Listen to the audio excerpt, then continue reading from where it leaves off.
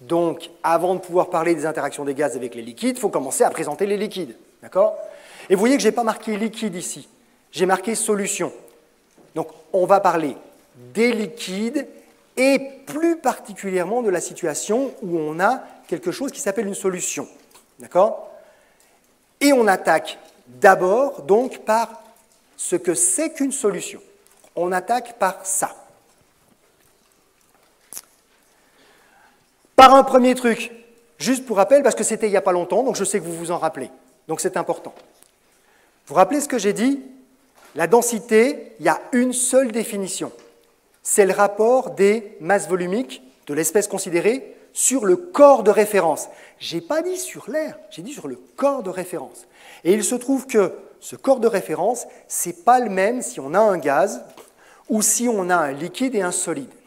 Quand c'est un gaz, le corps de référence, c'est l'air, à la même température, à la même pression. Mais quand le corps que l'on considère, c'est un solide ou un liquide, le corps de référence, c'est l'eau.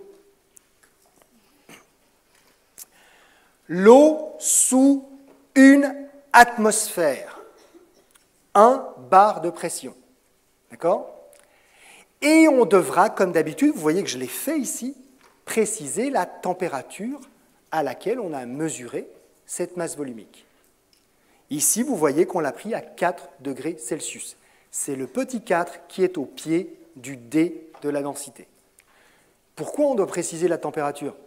Ben, vous le savez, les corps, liquides, solides, gazeux, se dilatent et se contractent avec la température. D'accord? Donc, il faut préciser une dilatation, c'est une modification du volume. Si on change le volume dans une masse volumique, évidemment, on change la valeur de la masse volumique. Donc, on doit impérativement préciser la température. Par contre, vous le savez, et je l'ai dit, les solides et les liquides sont quasiment incompressibles. Ce qui sous-entend que si on change la pression, ça ne doit quasiment pas changer leur volume. Et c'est vrai. Donc ici, j'ai précisé que c'était sous un bar, mais vous pouvez peut-être le voir à l'écran, que la qualité n'est pas exceptionnelle, mais je l'ai mis en grisé. La plupart du temps, la température, on ne s'en préoccupe pas ou on ne la précise pas parce qu'elle a peu d'influence sur la masse volumique. Normativement, ça doit être sous un bar. Ou si ce n'est pas sous un bar, on doit le préciser. D'accord? Donc si on ne met rien, a priori, c'est sous un bar, ou en tout cas suffisamment proche pour que ça n'ait pas d'importance. OK? Et en haut, eh ben, la masse volumique, c'est celle du corps que je considère, et dont je devrais également préciser la température. D'où la notation D24. Le corps considéré a été mesuré, sa masse volumique a été mesurée à 20 degrés, l'eau, corps de référence, mesuré à 4 degrés. Et c'est généralement, effectivement, à 4 degrés que l'on va utiliser la masse volumique de l'eau pour une raison super simple, c'est que c'est à 4 degrés Celsius sous un bar que l'eau est la plus dense. Ce n'est pas à 0. Ouais, l'eau a des tas de compartiments qui sont complètement idiots. Il dit, normalement, un corps, quand on le chauffe, il se dilate. Donc quand on passe de 0 à 4 degrés, normalement, le volume devrait augmenter. Eh bien non. Entre 0 et 4 degrés, la densité, la masse volumique, elle baisse, et puis elle remonte ensuite pour l'eau. C'est encore une fois un comportement très particulier, d'accord, de l'eau, mais elle en a plein des comportements qui sont un peu bizarres, comme ça. Comme par exemple d'avoir la ligne du solidus qui est du mauvais côté, hein, d'accord, que j'ai évoqué hier. Voilà, donc ça c'est la définition de la densité pour les solides et les liquides. Le truc est réglé. Donc vous pensez bien, alors si on ne prend pas la peine dans un exercice par exemple, ou dans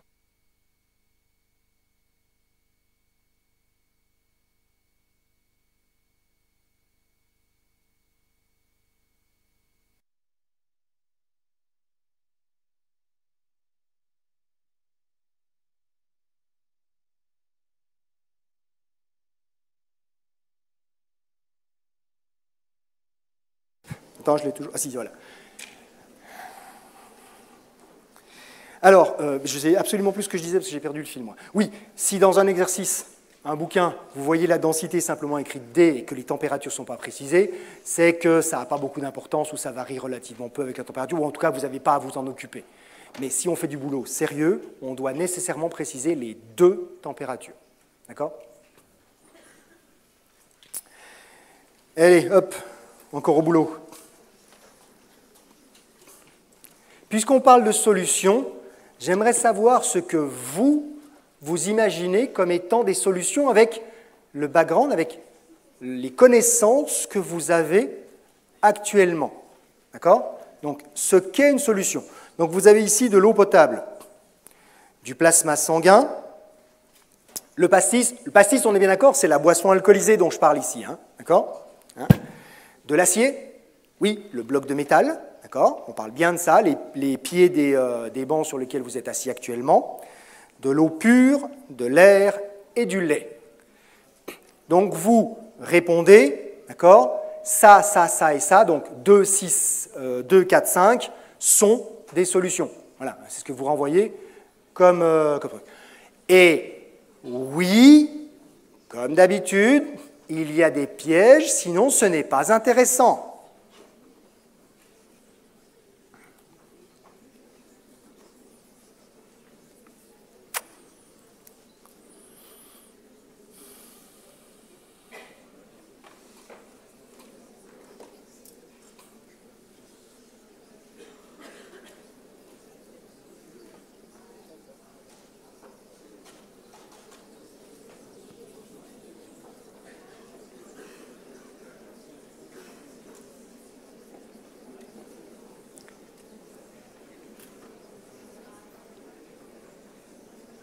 Et comme certains de ces pièges sont difficiles, je vous encourage à en débattre.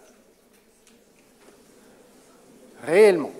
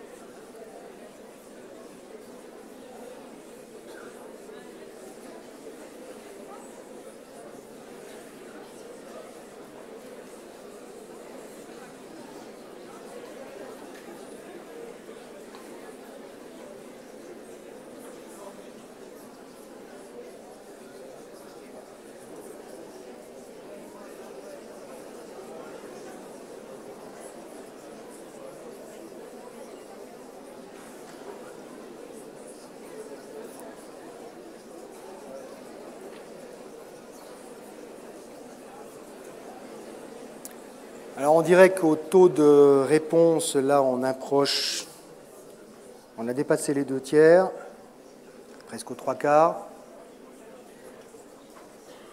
C'est important, est-ce que vous savez pourquoi c'est important que vous répondiez? Parce qu'une fois que vous avez répondu, vous n'avez plus le droit de vous dire après « Ah, et si j'avais pris la peine de répondre, c'est aussi ce que j'aurais répondu. » Hein, vous avez répondu, vous savez ce que vous avez répondu. D'accord? Si vous avez juste, vous pouvez être fier de vous. Si vous avez faux, vous pouvez vous demander pourquoi j'ai eu faux. D'accord? Et être plus concentré sur la nature de la réponse. Okay? Donc c'est vraiment important. Et puis si vous avez eu juste, vous pouvez aussi vous demander quel est le pourcentage de hasard dans la bonne réponse. D'accord? Bon, là, il y a beaucoup de réponses, donc le hasard ne doit pas suffire pour simplement répondre juste. D'accord? Il y a quand même beaucoup de propositions, il y en a 7, donc répondre les 7 correctement, c'est difficile de le faire au hasard. On avance, ça monte de plus en plus lentement là, donc je vais... il faut que je reprenne la bonne truc. On va regarder les réponses.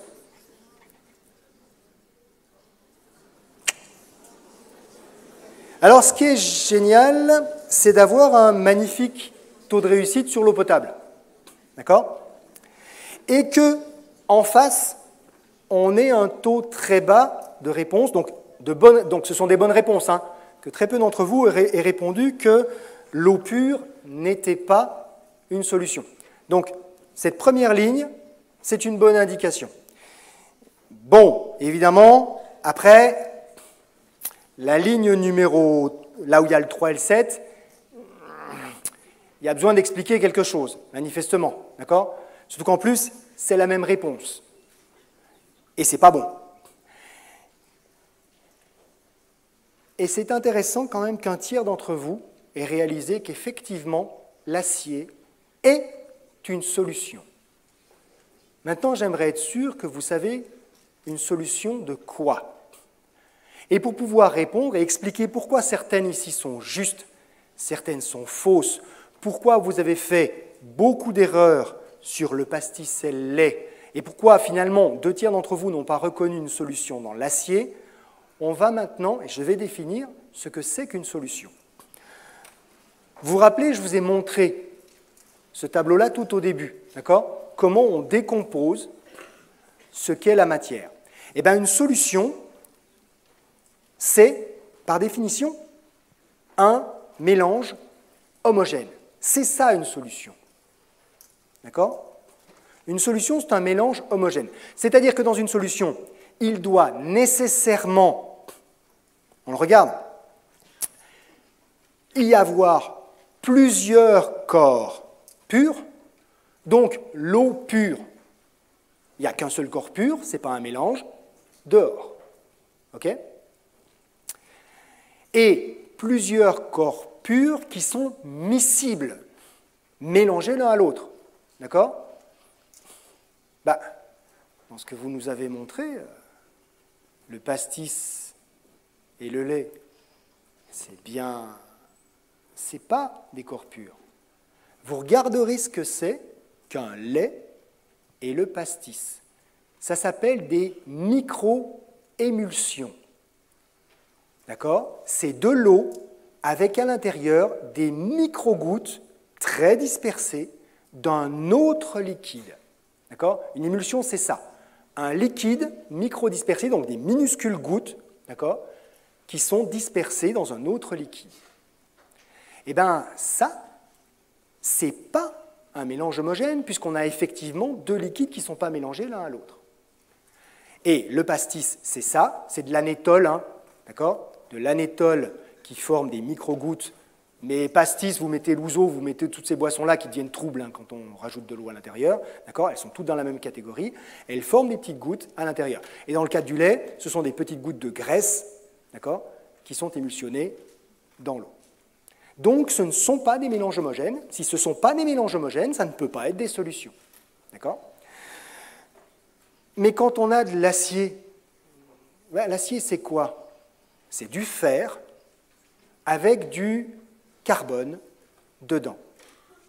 Mais ce n'est pas des grains de carbone, c'est du carbone qui est totalement mélangé, intimement mélangé, d'accord, dans le réseau de fer que je vous ai montré précédemment. Le cristal de fer, eh bien, entre les atomes de fer, on a des atomes de carbone qui sont venus se loger et qui renforcent justement le réseau, parce que si on met des petites billes entre les grosses, ça les empêche les grosses billes de bouger. Donc le fer doux sans carbone, c'est relativement mou, il ne faut pas exagérer, d'accord? Ce n'est pas du plomb, mais c'est relativement mou. Le fer additionné de carbone, avec les petits atomes de carbone qui sont logés dans le réseau, ça empêche le réseau de se déformer, et l'acier, c'est beaucoup plus dur, d'accord, que le fer doux. Voilà, d'accord? Donc c'est bien une solution. C'est bien une solution. Au moins 2 corps purs, carbone et fer, et intimement liés, indistinguables l'un de l'autre, d'accord? Donc en solution, l'acier est une solution solide. Et les solutions solides, il y en a plein. Dans vos batteries, dans les piles rechargeables, les piles normales, on a en général des solutions solides. Il n'y a pas de liquide à l'intérieur, il n'y en a plus, d'accord? Ça se faisait, fut un temps, les batteries de voiture par exemple, c'est encore avec du liquide à l'intérieur, mais dans tout ce qui est transportable, d'accord, il n'y a pas de liquide à l'intérieur parce que c'est trop dangereux tout simplement. Donc ce sont des solutions solides qui sont utilisées dans ces cas-là. Donc c'est quelque chose de courant. Alors, qu'on soit bien d'accord, ceci étant dit, quand on parle de solution, dans 99% des cas, on sous-entend une solution liquide. Mais la définition d'une solution, c'est un mélange homogène. D'accord? Donc les solides en font partie. Et les gaz, l'air, Ben, formellement, l'air, c'est bien un mélange homogène. Donc l'air rentre dans le cadre, et les mélanges de gaz, hein, qu'on vient de voir jusque-là, rentrent dans le cadre des solutions. D'accord? C'est bon? J'ai évoqué tout ce qui était sur le tableau, je crois. Hein. Il me semble que j'en ai pas raté. C'est bon? Alors, si, juste un truc, l'eau potable. D'accord? L'eau potable, vous savez bien qu'il y a des trucs dedans. D'accord? Qu'est-ce qu'il y a dedans? Il y a du calcium, il y a des carbonates, il y a des tas de choses qui sont dissoutes à l'intérieur. Hein. Et d'ailleurs, s'il n'y avait pas ces sels en particulier qui étaient dissous dans l'eau potable, boire de l'eau pure, ça rend malade. D'accord? Parce qu'on a un choc osmotique, on en parlera plus loin, de l'osmose, c'est avec de l'eau ultra pure. Okay? On en parlera plus loin de ça. C'est bon? Alors, ceci étant défini, ces solutions, puisque c'est un mélange, eh bien, il faut qu'on ait plusieurs corps purs. Et on distingue, quand on parle de solution explicitement, le solvant des solutés. Le solvant ne peut être qu'un. Les solutés, c'est au moins un. D'accord? Mais il peut y en avoir autant que nécessaire. Il n'y a pas de limite. Mais le solvant, lui, il est forcément unique. Ce qui définit le solvant, c'est tout simplement que c'est le composant qui est très largement majoritaire. Ça veut dire quoi, très largement? C'est un peu le problème. Voilà, c'est juste défini comme ça. Très largement majoritaire. Alors, très largement, c'est quoi? Au moins 80%? 99%? 55%, ça suffit? Ben, il n'y a pas de définition réelle à ce moment-là. Très largement majoritaire, c'est tout. Simplement, si on n'a pas un composé qui est très largement majoritaire, sur laquelle on pourrait tous se mettre d'accord, okay? Eh bien, on parlera plutôt de mélange, pas de solution. D'accord? S'il n'y a pas de composant très largement majoritaire, on ne dit pas que c'est le solvant, on dit simplement qu'on a un mélange de composants. Ce qui explique pourquoi, quand on parle de l'air, on parle plutôt d'un mélange de gaz 4/5, 1/5, honnêtement, oui, bon, d'accord, il y a largement plus d'azote que d'oxygène, mais de l'oxygène, il y en a quand même beaucoup pour dire que l'air est une solution d'oxygène dans de l'azote. D'accord? Ça ne va pas. Et d'une manière générale, quand on parle des gaz, c'est très, très, très rare. D'accord? Je n'ai même pas d'exemple, moi, d'avoir jamais vu quelqu'un parler d'une solution gazeuse. On parle en général de mélange gazeux, même quand il y a un gaz qui est très très largement majoritaire et les autres qui sont minoritaires, on parle en général de mélange gazeux et pas de solution gazeuse. C'est très très très rare. D'accord? Donc, pour les gaz, formellement, on peut avoir des solutions, mais on n'emploie quasiment jamais le terme. Et quand on a, par exemple, une solution hydroalcoolique, vous savez, celle qu'on achète en pharmacie pour désinfecter, d'accord? À 70%. 70% d'alcool, 30% d'eau. D'accord? Eh bien ça, on ne qualifiera pas ça de solution. On parlera d'un mélange hydroalcoolique, parce qu'il y a trop d'eau dans le système pour dire que l'alcool est très largement majoritaire. D'accord? 70%, la plupart du temps, on va considérer, vous voyez là, que ce n'est pas suffisant. C'est bon? Ça va? Alors donc, un composant très largement majoritaire, qui peut donc être liquide, c'est la très large majorité des cas où on utilisera le terme de solution, on est bien d'accord, mais éventuellement, et on l'a vu pour l'acier, solide, c'est possible.